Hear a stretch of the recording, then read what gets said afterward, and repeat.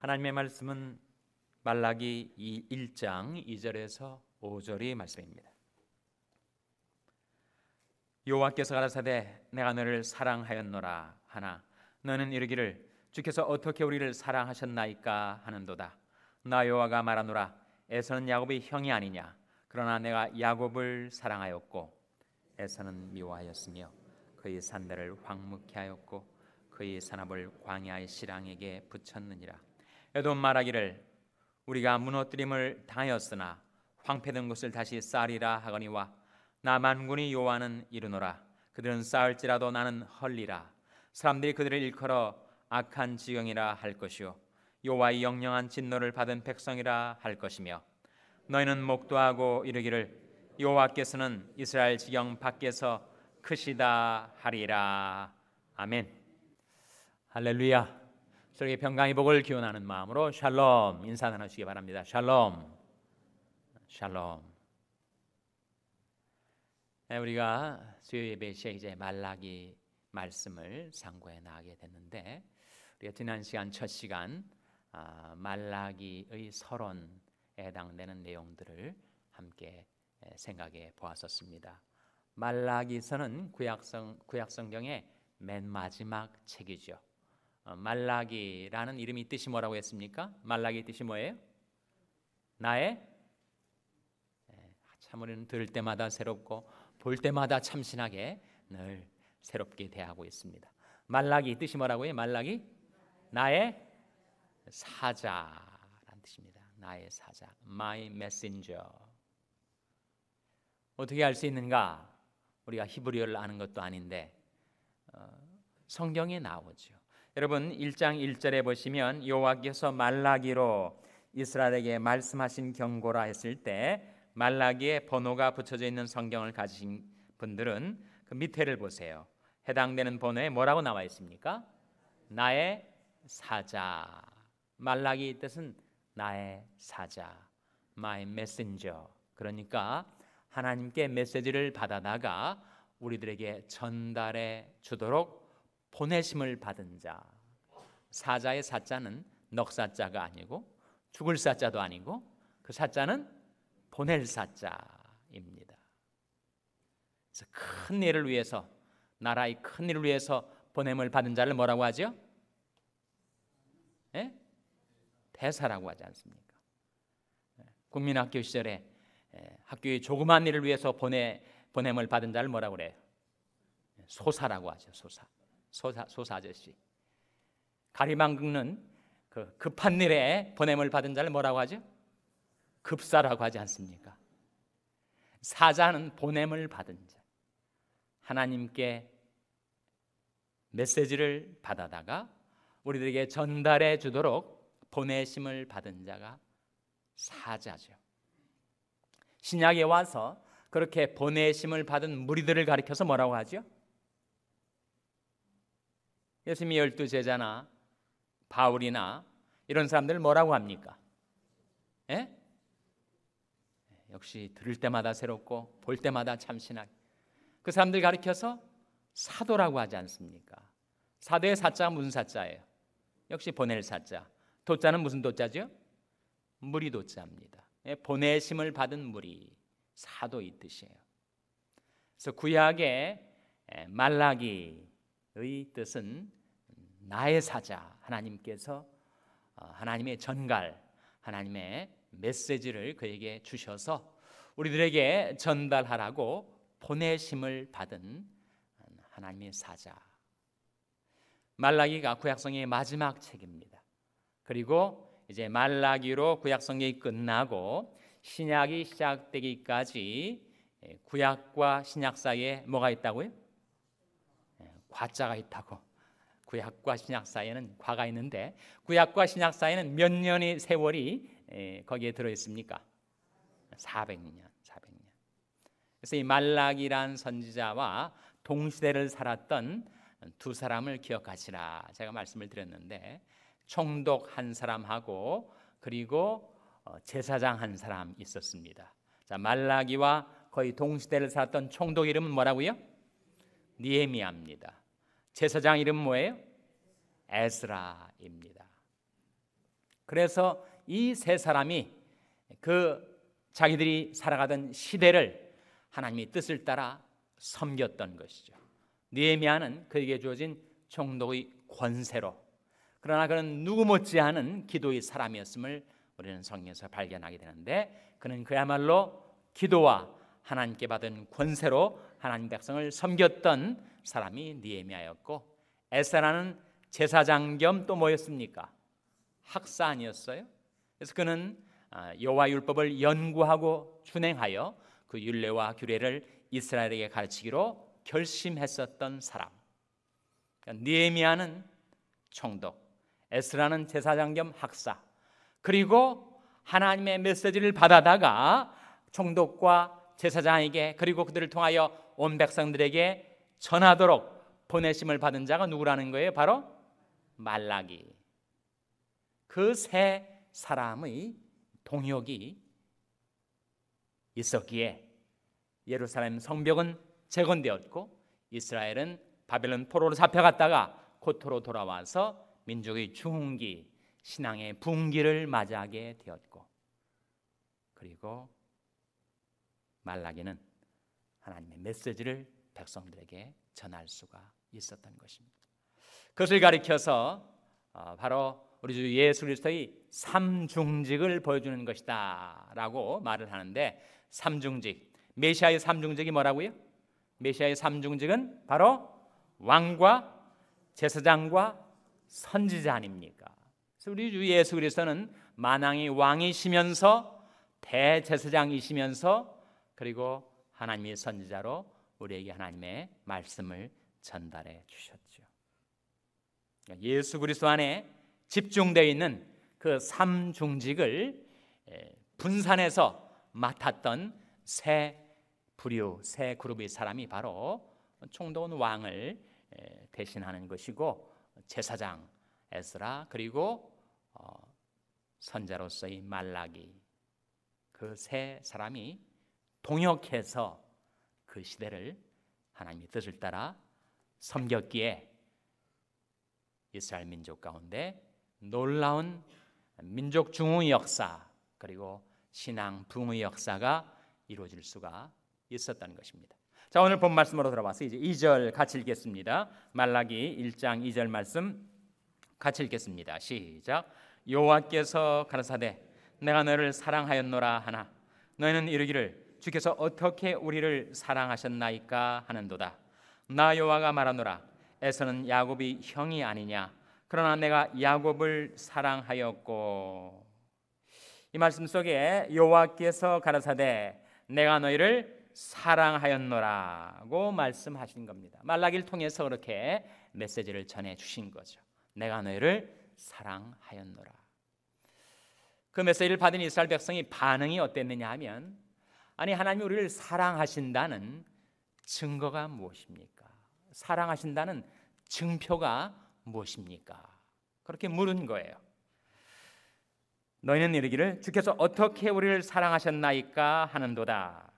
그때 나 여호와가 말하노라 에서는 야곱이 형이 아니냐 그러나 내가 야곱을 사랑하였고 에서는 미워하였으며 그의 산들을 황무케 하였고 그의 산업을 광야의 시랑에게 붙였느니라. 시랑은 일이나 늑대 같은 들짐승을 가리킵니다. 그래서 지금 하나님께서 하시는 말씀이 내가 야곱은 사랑했고 에서는 미워하였다. 야곱과 에서는 어떤 지간이죠? 형제지간 아닙니까? 더군다나 쌍둥이입니다. 일란성 쌍둥이는 아니었는지 외모나 성격이 판이하게 달랐죠. 그러나 쌍둥이 형제였습니다. 그런데 그 에서에게서 나온 민족이 어떤 민족이에요? 에돔 족속 아닙니까? 야곱에게서 나온 민족이 어떤 민족이죠? 이스라엘 민족 아니에요? 그래서 하나님께서 하시는 말씀이 내가 야곱은 사랑하였고 에서는 미워하였다.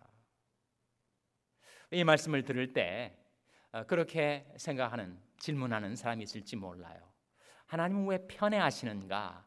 한쪽만을 사랑하시고 다른 쪽은 왜 사랑치 않으시는가? 그런 질문을 할 수는 있습니다.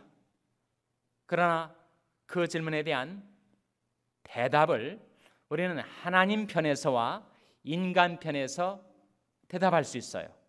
왜 하나님께서 야곱은 사랑하셨고 에서는 미워하셨을까? 하나님이 편애가 아닌가? 차별이 아닌가? 두 가지 측면에서 대답이 가능한데, 첫째로 하나님 편에서는 어떻게 되는 것입니까? 하나님께서 야곱을 사랑하신 것, 그리고 에서를 미워하신 것, 그것은 하나님의 주권적인 선택이었다는 거예요. 거기에 대해서 우리는 이의를 달 수가 없습니다. 하나님이 그렇게 하신 것입니다. 하나님이 주권적인 선택.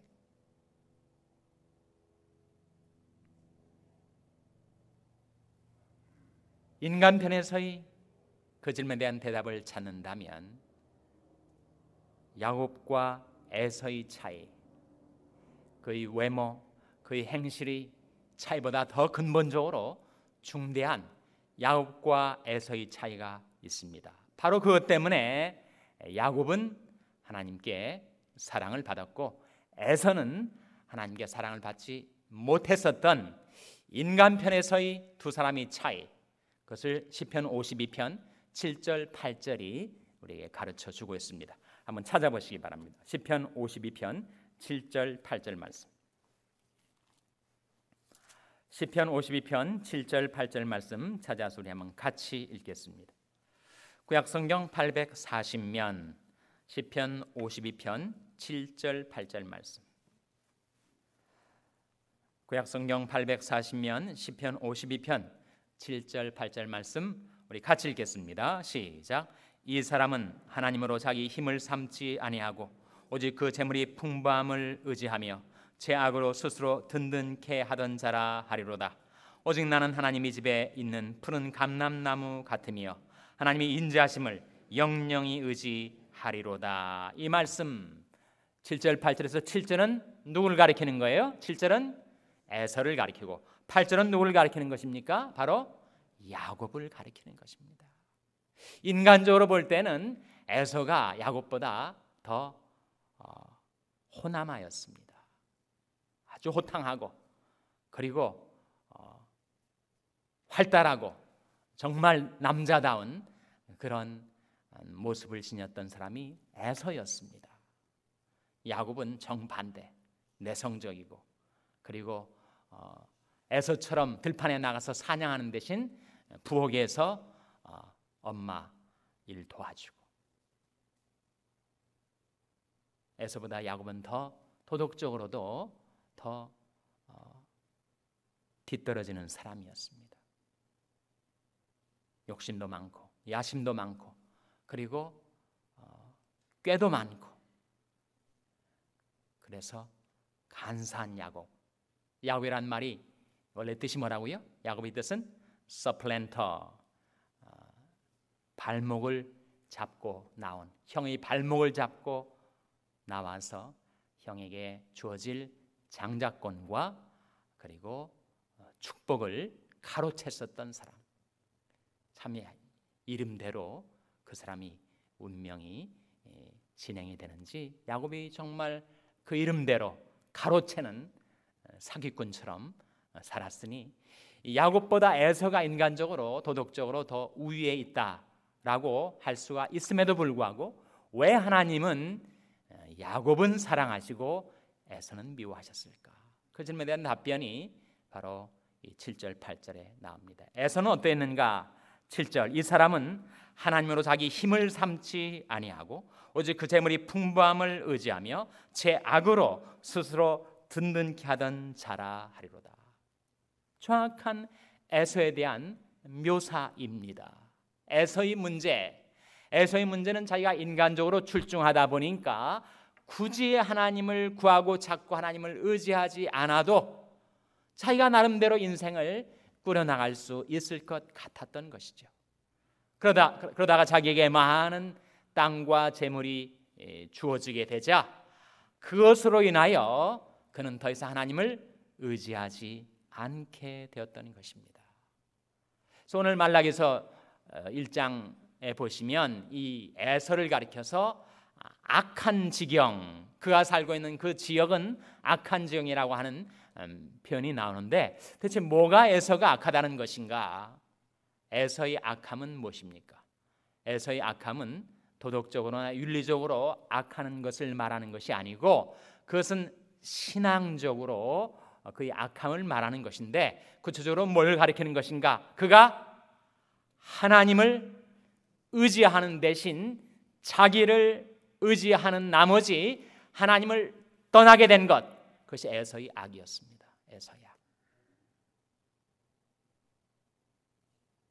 그래서 인간이 악의 뿌리는 하나님을 떠나게 되는 데서부터 시작되는 것인데 왜 하나님을 떠나게 되는가? 하나님을 의지하지 않고도 얼마든지 자기가 세상에서 성공할 수 있을 것으로 자기를 의지하고 재물을 의지한 나머지 하나님을 떠난 것이 바로 에서의 악이었다면, 반면에 야곱은 그렇게 문제 많고 결함 많은 인간이었지만 야곱을 하나님이 사랑하신 것은 그의 마음 깊은 중심에 자기는 하나님 없으면 살 수 없는 존재인 것을 너무나 뼈저리게 깨달은 것이었어요. 그래서 8절에 이런 말씀이 나오지 않습니까? 시편 52편 8절 다시 한번 같이 읽겠습니다. 시작. 오직 나는 하나님이 집에 있는 푸른 감람나무 같으며 하나님의 인자하심을 영영히 의지하리로다. 하나님의 인자하심을 영영히 의지하였던 그 야곱의 하나님 없으면 살 수 없는 그 절박한 하나님을 의지하고 의존하는 그 중심을 하나님이 너무나도 사랑하신 것이었습니다. 그래서 왜 하나님이 야곱은 사랑하시고 에서는 미워하셨는가 하는 그 질문에 대해서 하나님 편에서와 인간 편에서의 답변을 우리가 찾는다면, 하나님 편에서는 그것은 하나님의 주권적인 선택이었습니다. 거기에 대해서 우리가 아무런 이의를 달 수가 없어요. 하나님이 야곱을 사랑하시기로 작정하셨으니까. 근데 인간적인 면에서 어떤 점이 과연 야곱이 하나님을 기쁘시게 하고 하나님의 사랑을 받을 만한 그런 마음이었고, 반면에 에서는 인간적인 여러 가지 장점에도 불구하고 그렇게 악한 자가 되게 되었는가? 야곱은 하나님 없이는 살 수 없는 존재였고 에서는 하나님 없이도 살 수 있는 존재였기 때문이었다. 그것이 인간 편에서의 그 질문에 대한 답변이라고 할 수가 있습니다. 다시 오늘 말라기서 1장으로 돌아와서 4절에 그런 말씀이 나오죠. 에돔은 말하기를 우리가 무너뜨림을 당하였으나 황폐된 것을 다시 쌓으리라 하거니와 나 만군의 여호와는 이르노라. 그들은 쌓을지라도 나는 헐리라. 사람들이 그들을 일컬어 악한 지경이라. 이게 악한 지경이라는 말이 나오죠. 그것이 에서의 문제, 에돔 족속의 문제였습니다. 하나님을 떠나버린 것, 하나님을 더 이상 의지하지 않게 된 것, 자기들이 지경, 자기들이 재물, 자기들이 땅, 자기들이 실력을 의지한 나머지 더 이상 하나님을 구하고 찾지도 않고 하나님을 의지하고 하나님을 의뢰하지도 않았던 것이 그들의 문제였었다는 거예요. 그래서 이스라엘 백성이 하나님께 우리를 사랑하시는 증거를 주십시오 라고 할 때 하나님은 바로 야곱과 에서를 비교하시면서 대답을 하셨는데, 만일 우리들에게 하나님께서 내가 너희를 사랑하노라, 또 우리 각 개인에게 나한테 하나님께서 내가 무궁한 사랑으로 너를 사랑하는 거로 인자함으로 너를 인도하였다 하였노라 이렇게 말씀을 하신다면, 우리도 이스라엘 백성처럼 하나님 그 사랑의 증표가 무엇입니까? 라고 우리가 물을 때 하나님께서 뭐라고 답변하실 것 같습니까? 하나님께서 저는 이렇게 답변하시리라고 믿습니다. 로마서 5장 8절 찾아보시기 바랍니다. 로마서 5장 8절 말씀 찾아서 우리 한번 같이 읽겠습니다. 로마서 5장 8절 말씀은 신약성경 245면이죠. 신약성경 245면 로마서 5장 8절 말씀 우리 찾아서 다 같이 읽으시겠습니다. 신약성경 245면 로마서 5장 8절 말씀 우리 같이 읽겠습니다. 시작.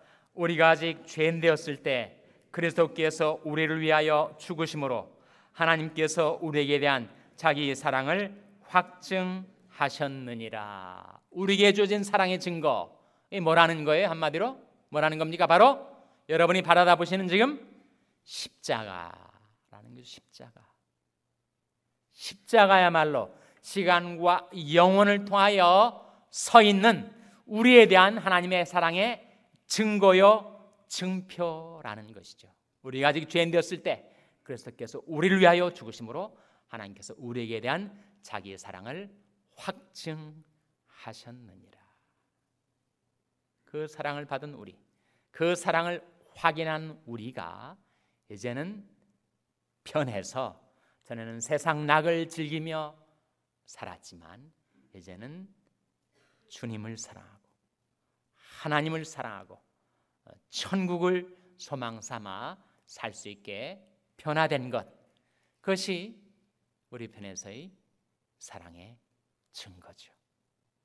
하나님이 우리를 사랑하시는 증거는 십자가, 우리가 하나님을 사랑하는 증거는 우리 삶 속에 일어난 변화.